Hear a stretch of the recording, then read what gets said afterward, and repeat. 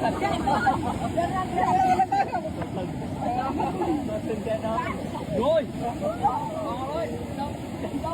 าโทษทานผู้ชม FC แฟนคลับเมื่อเส้นทางถึกน้ำท่วมแต่ว่าจำใจคิดฮอดผู้สาวอีหลีขับรถจักรผ่านไปบ่ได้ยกรถจักรขึ้นใส่บาแบกยางข้ามน้ำสูงเพียงงานนี้มีของดีรอท่าอยู่เป็นแนวใดก็ต้องลุยไปให้ได้คันพลาดทั้งคนทั้งรถจักรมุนอุยปุ้ยซอกซกแน่นอนสบายดี FC แฟนคลับทุกทานมาพบมาพ่อกันคลิปนี้เป็นเรื่องเล่าข้อมูลข่าวสารเกี่ยวข้องกับไอ้บ่าวคนหนึ่งหนุ่มคนหนึ่งทานผู้ชม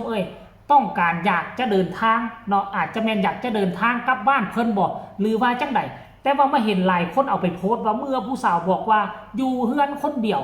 ผู้บ่าวก็เลยตัดสินใจเดินทางมาบัดเดินทางมาแล้วมาเจอห้วยน้ำเจอสะพานเจอขวาน้ำท่วมขวาล้นขวาขึ้นมาประมาณเพียงแอวสะพอรถจักรนี่จังใดก็ไปบ่ได้แน่นอนขี่รถจักรไปแม่ก็เพียงพู้แล้วขนาดรถใหญ่รถวีโก้ก็ยังจอดอยู่หันบ่กล้ามาจักคนแต่ว่าคนนี้ใจเอาเด้บ่เนี่ยใจเอา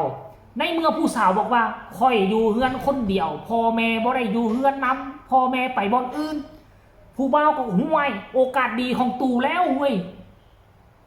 ตัดจับรถจักรได้กับปืนไปแล้วไปฮอดครัวแห้งนั่นกลับบ่ได้เลยเว้ยสู้ตายว่ะแนวใดก็คิดฮอดผู้สาวแห้งเด็กขนาดผู้สาวอยู่ผู้เดียวเด็กมือเล่นี่ต้องได้แอมผู้สาวแน่นอนแหละบ่ถอยบ่กลับบอกประชาชนหมู่บ้านอยู่แถวนั้นแหละมานั่งรอท่าเบิ่งน้ำขึ้นน้ำลงช่วยแล้วยกขึ้นแน่ยกรถขึ้นรถจักรได้พาดใส่บาพาดใส่บามือซ้ายกำเข่าไว้มือขวากับกำทางไว้กำจักรรถจักรไว้น่ะลุยไปป้อน้ำเลยแอวขึ้นมาแล้วน่ะบ่ไหลเสยทุกคนเนาะบ่ไหลเพราะหยังขั้นว่าเฉพาะคนยางไปเนี่ยยางน้ำก้นเราไปยังไปบ่ได้น้ำสิพัดตกคลองแต่เราไปได้เพราะหยังรถนักคนนี่น้ำหนักประมาณ60 กิโลรถท่านเป็นถือว่าเป็น100 กิโลได้บวกใช่กันเฮ็ดให้เราสามารถยางลุยน้ำข้ามฟังไปหาผู้สาวได้เสยทุกคนป๊าดโถคือมาใจเอาแท้เหตุการณ์นี้เกิดขึ้นอยู่ใส่สิเนาะเห็นบ่เพจดังของประเทศลาวก็ออกมาโพสต์ได้เมื่อผู้สาวบอกว่าอยู่เฮือนคนเดียวซั่นนี่สภาพน้ำท่วมเส้นทางบ้านสะแลเขตจุดสุ่มตั้งหวายลำทวยเมืองซนบุรีในวันที่10 เดือน 8 2026คือมื้อนี้แหละวันที่10ท่านผู้ชมเมืองซนบุรีนี่ก็สิอยู่ทั้งสวรรณเขตแม่นตัวเขตจุดสุ่มตั้งหวายลำทวยคำว่าลำตั้งหวายนี่ก็อยู่สารวัตรบ่แม่นหมดทุกคนอาจจะเป็นชายแดนสารวัตรต่อกันกับสวรรณเขตหรือบ่อันนี้ค่อยบ่แน่ใจผู้ใดเป็นคนเมืองซนเขตจุดสุ่มตั้งหวายลำทวยก็สามารถส่งคอมเมนต์มาแลกเป็นบทเรียนมากันเด้อว่าแม่นแท้บ่เขตนั่นแท้บ่ท่านผู้ชม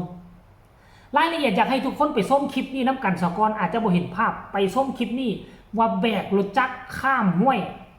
ข้ามแม่น้ำใหญ่แท้บ่ทุกคนน้ำปลากำลังไหลหลากใจกล้าอีหลีเพราะผู้สาวอยู่บ้านคนเดียวไปชมเลย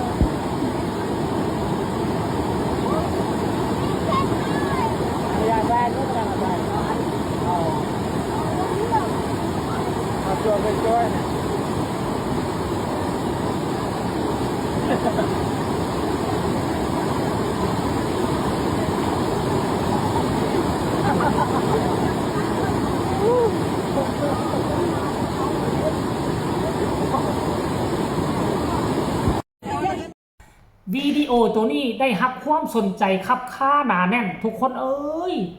ป้าโพสต์ลงไปนะ41 นาทีคนเขามากดไลค์3,400 กว่าครั้งคนกดแชร์ไป300เทื่อคอมเมนต์นี่200 กว่าครั้งป้าดโทษทั้งพี่น้องชาวลาวทั้งพี่น้องชาวไทยพากันเข้ามาสนอกสนใจและเข้ามาคอมเมนต์เดี๋ยวค่อยสิอ่านให้ฟังเด้อมีคนสนใจว่าจังไดอันนี้น่าจะเป็นพี่น้องชาวไทยบ่แม่นถือผู้สาวตัวบ่หัวหน้าเจ้ากะคักโพสต์ว่าซั่นป้าโถอันนี้ก็เป็นพี่น้องชาวลาวบอกว่าสุดยอดเก่งหลายบ่มีไผเฮ็ดได้ว่าซั่นคอมเมนต์นี่ก็บอกว่าเป็นห่วงเด้ออย่าหาเฮ็ดแม่นน้ำแห้งขนาดนั้นคันล่มเสียหลักไปแล้วแม่นรถจักรสิติ่งเจ้าของรถเด้ไหลลงไปออกบ่ได้ดับเท่านั้นเด้คนนี้บอกว่าแข็งแห้งสุดเนาะยอมเลยแนวนี้ว่าซั่นเด้ผู้ต่อมาก็บอกว่ามีผู้สาวนั่งเบิงฟากนั่นเนจึงมีแห้งว่าซั่นเด้ใจลาว 1,500 พุ่นน่ะว่าซั่นบ่แม่น100เด้ 1,500 พุ่นน่ะคนนี้ก็บอกว่าเก่งหลายทำถูกต้องเฮาขี่รถขี่เฮาปนกันไปว่าเปลี่ยนกันขี่ซะดอกฟากนั่นฮอดพุ่นแล้วสิไปเอารถลงซอยลาวแดกะบ่ แม่นไปฮอดวิทย์ปุ๊บแล้วก็ทิ่มรถปั๊บลงตั้งปอกลอกเลยบ่มีลงบ่มีหยังเลยทุกคนเอ้ยใจเกินพันว่าซั่นเด้บ่ควรเฮ็ดเด็ดขาดบาดเกิดผิดพลาดพลาดลื่นล้มรถเต็งคอตุยว่าซั่นเด้มะต่างดาวว่าซั่นเด้ก็ยืนค้ำแอวอยู่บ่น้อเอาลงแต่บาซวยแน่ว่าซั่นเด้แบกคนเดียวบ่มีไผซวยบ่ต้องให้ขี่นำเด้อว่าซั่นแคปชั่นนี้แมนทางเพจแต่งใส่ให้บ่ว่าซั่นอันเรื่องว่าผู้สาวอยู่บ้านคนเดียวอันนั้นเนาะฝนตกกะแข่งน้ำแกล้งกะข้ามนี่ละฮักแท้ว่าซั่นนี่ป้าโทสงสัยผีเฮือนโทรให้กับบ้านเดี๋ยวนี้อุดโยกท่านผู้ชม FC แฟนคลับอันนี้คือเรื่องราวเนาะรุ่นระทึกและก็เป็นตาหัวเมื่อผู้สาวบอกว่าอยู่บ้านคนเดียวฝุ่นแข่งแกล้งลอยแบกรถจักรข้ามห้วยน้ำระยะทางราวๆประมาณ50 เมตรน้ำเกือบเพียงโอ้โหแนวนี้ก็หวังว่ามือแรงจะหวานเจี๊ยบนอนกอดผู้สาวอำลำอยู่เด้อสหายเอ้ยเนาะ